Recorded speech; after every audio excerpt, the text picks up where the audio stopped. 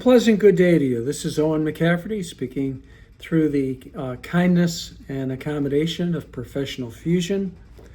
Like to provide a series of ideas and thoughts to consider in bite-sized little nuggets so that you don't have to invest a ton of time of your valuable day, but come up with ideas and thoughts.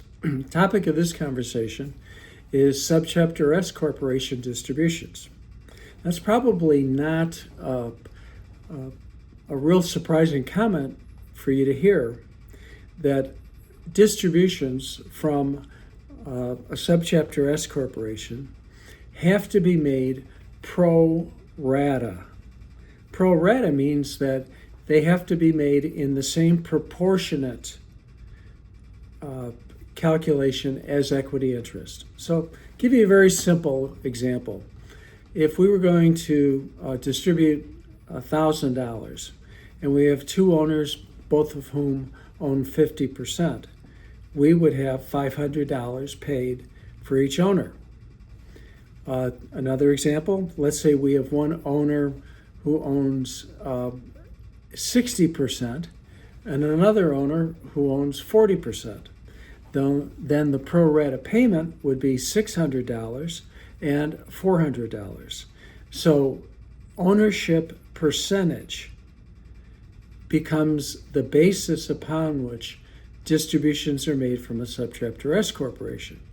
So why is this important? Well, we're getting close to year end. And with year end comes the realization that we have to make sure we do not have disproportionate distributions.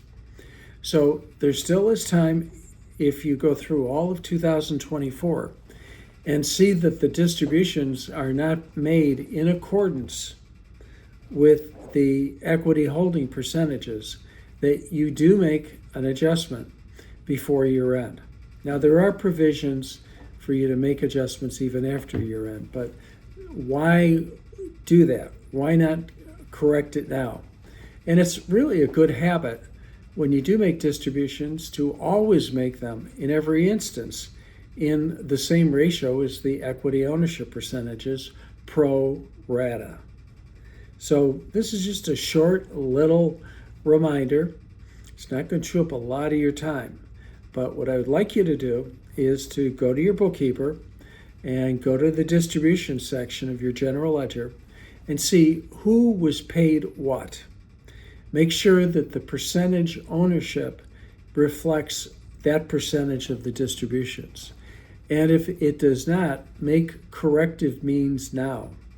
Also, call up your accountant and just talk to your accountant about it, and he or she will have specific recommendations for you.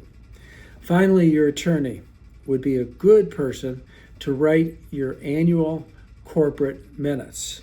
And in these annual corporate minutes, you may want to make reference to the distributions that are made on a pro rata basis to all shareholders. So again, these are housekeeping chores and functions.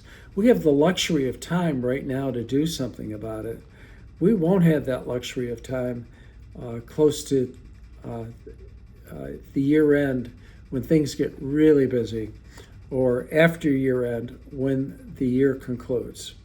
So with that in mind, my recommendations are make sure all of your distributions from your Subchapter S corporations are paid pro rata. Number two, use this time before year end to make the adjustments. And number three, document what you've done by writing in your corporate minutes the distributions that have been made. Now, distributions can't be confused with bonuses. If you have an employee and the employee does a superb job, well above and beyond what they were paid. And really, when you think of it, a bonus is an admission of failure that you should have paid more.